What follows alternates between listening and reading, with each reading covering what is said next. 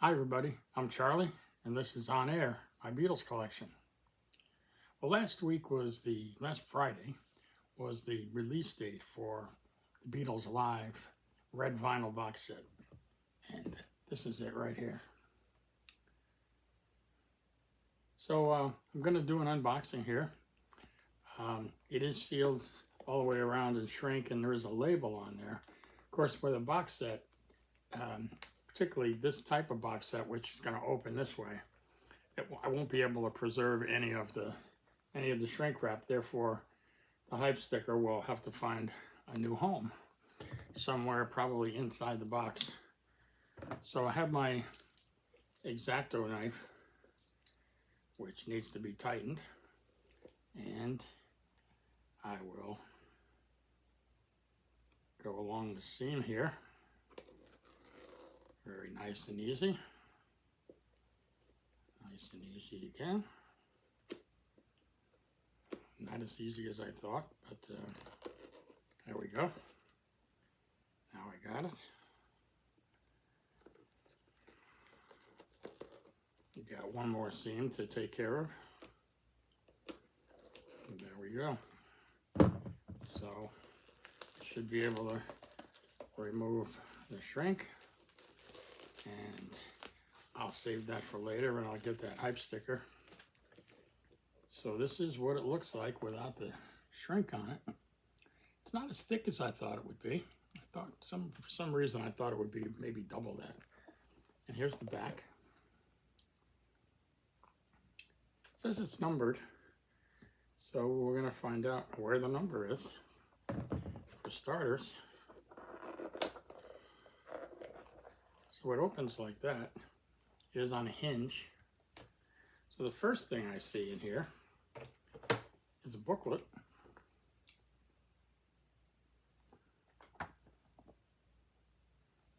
A live singles collection. So, picture and some wording. If you want to pause that, maybe you can read it. A lot more words. Did I get all that? Sure. Okay. A couple more black and white pictures. So that's that. I still don't see a number. It said, sorry, it's, well, let me read the hype sticker to you. Exclusive live versions of classic singles, pressed on red colored 7-inch records, individually designed inner sleeves, full color 8-page booklet with informative liner notes and archival imagery, housed in a hand-numbered deluxe box. Well, I haven't found the hand number yet. It is nowhere on the outside that I can see. It is not on the back either. All right, well, it's not in the booklet. So let's reopen it. So with the booklet removed, this is what you see when you open the box. Of course, if the booklet was in there, that's what you would see when you open the box. So I'm gonna take out the singles, and I still see no number anywhere on or in the box. So here is the first of the singles. This is She Loves You and I Want to Hold Your Hand. This is on the AVA label. Some of you might remember that I posted very early on, maybe one of my first posts on here was an AVA color vinyl LP box set, Home and Away. And I believe all these songs came from the same material that was on that box. And that box came out a couple of years ago. And there's the red vinyl. So, I want to see the label. So it's a very opaque red. You can't, it's not translucent. Can't see through it. I can see my shadow of my hand through it. If I hold it up closely, I can see it. I don't know if you probably can't see it there. Anyway, that is She Loves You, recorded August 1963 at the Philadelphia Convention Hall.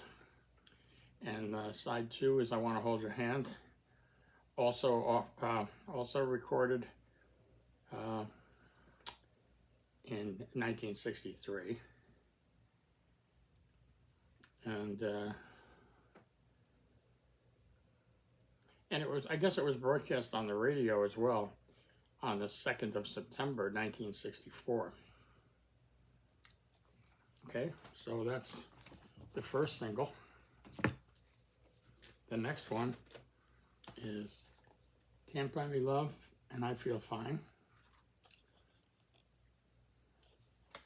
And these were performed live at the Palais des Sports in Paris on the 20th of June in 1965.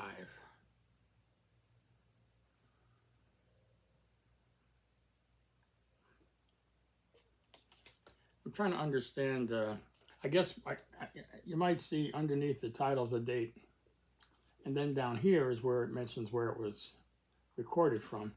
So the date that's under the title is the date that it was released as a regular record. So it shows March 64 for Can't Buy Me Love, which makes sense. And it shows December 64 for I Feel Fine, which makes sense. But they both have a double asterisk after the date, and that refers to performed live at Palais des Sports, Paris, June 20th, 1965. So that makes sense. Just go back to the first one. Yeah, so it shows She Loves You, August 1963, and I Want to Hold Your Hand, December 1963. Of course, that's when they were released.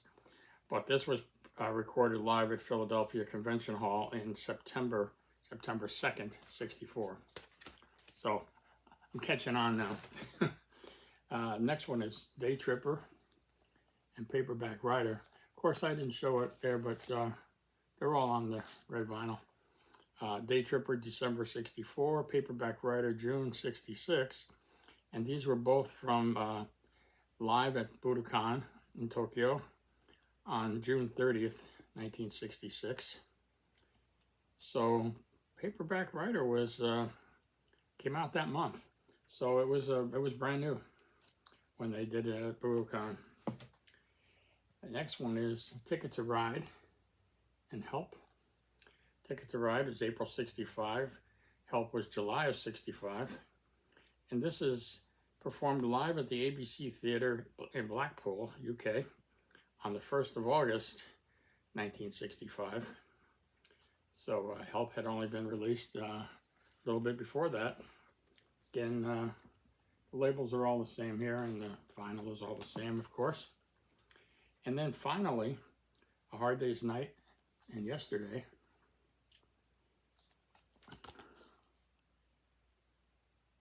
And Hard Day's Night is July 64, Yesterday, September 65. And this is Hard Day's Night is from the Philadelphia Convention Hall on the 2nd of June, 64. And everywhere where it refers to that concert, it also refers to the radio station, WXPN 98.9 FM. So this may have been pulled from a broadcast of the concert after it happened. I don't know if it was broadcast live or it was broadcast later, but it is, it is the Beatles live. It's just a question of, was this recorded from an audience recording, or was it recorded from, the radio station? And then the Yesterday, the B-side, it says performed live at Budokan Hall, Tokyo, Japan, June 30th, 66. And then that says NTV, that would be Nippon TV, Channel 4. So again, this may have been a broadcast of the Beatles at Budokan, also known as Five Nights in a Judo Arena for you bootleg collectors. An album which I have. There's also a color video of that Beatles at Budokan. And I personally have been in Budokan to see judo. So I can relate. And this is actually, take this picture, is actually from Budokan.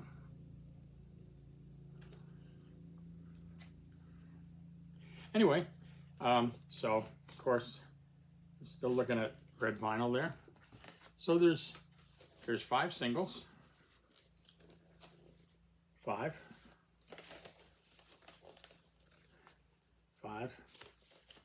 and the booklet. And I have yet to find any hand numbering, as it said on the hype sticker. I'm looking, just wondering if I missed it somehow.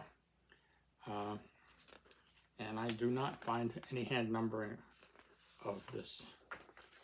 This was shipped via Walmart, but it was purchased via Walmart, but it was shipped from Europe. It arrived in about a week, maybe 10 days. I'm looking individually at all the record sleeves again. The only other thing I didn't mention is they're all mono. See up in the corner, it says mono. But again, no number, but it's a nice package. I'm happy with it. It should be on the shelf at Walmart. It was not in advance when I ordered it, and it also was not in store on the release date, as I expected it might be. There was actually a fair amount of vinyl there. No vinyl 45s, no box sets like this, but there was a fair number of vinyl albums. No Beatles, and they were not particularly well organized. They were picked over, they were stuck in, different places, and some of them were sticking out, cockeyed. So they weren't well maintained by the people in the store, that's for sure. If you want to see back a little closer, you pause that, you could read that. It tells you a little bit more up there, up here. And that's it. I'm looking in other parts of the box to see if it's numbered somewhere. It's not numbered. Well, anyway, that is the Beatles live singles collection on red vinyl. Maybe available at your local Walmart. Definitely available online from Walmart. I had a note this morning that I read on Facebook that somebody purchased it on Amazon. I believe it was $125 on Amazon. It was $80 at Walmart. Maybe for $125 you get the numbered one. I don't know. But anyway, I'm kind of bummed that there's no number on it. But anyway, I'm saving the hype sticker that says that it's numbered. And I'll probably just put that inside the box, because I like to keep the hype stickers, but I'm not gonna put plastic on this, so I don't have a plastic sleeve that would work that well with this size box. So I'm just gonna keep it the way it is. I'm gonna try to peel the sticker off without damaging it, which lately, I like that. Lately you can do that with the hype stickers. There was a time when there was no way to peel the sticker, and you just pretty much had to cut it out of the plastic or of the shrink wrap. And then, it forever stayed married to a piece of shrink wrap behind it. But as you'll see, I have just freed it from the shrink. And I'm noticing now that all the glue stayed on the shrink wrap, and there's no glue on the hype sticker, which is the first time I've ever experienced that. But anyway, I'll put it in the box and just leave it there. It's not a big deal. And I don't anticipate selling this to somebody and all that. So anyway, nice little package. I'm happy to have it. There's the booklet again. Close it up. Beatles live singles collection. Red vinyl. So that's it for this quick little unboxing video. If you liked the video, please hit the thumbs up. If you're not a subscriber, please do that. If you're not a member of my Facebook page called My Beatles Collection, come on over there, and love to have you there. We're almost 6,000 group members now, and you know, I'd love to have you. The only caveat there is you have to agree to follow the rules and not to sell anything, because that's where the trouble starts, when people start selling things or selling things they don't even have, like your stuff.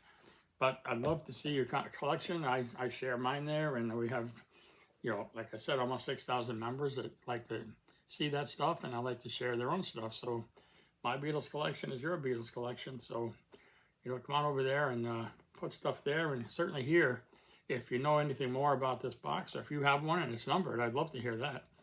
And I'd love to know where to look for it, but I've looked everywhere, so I'm pretty sure there's no number on this box. But anyway, if you have any other comments or thoughts, please put them here, and come back and see us. So see you next time. Bye.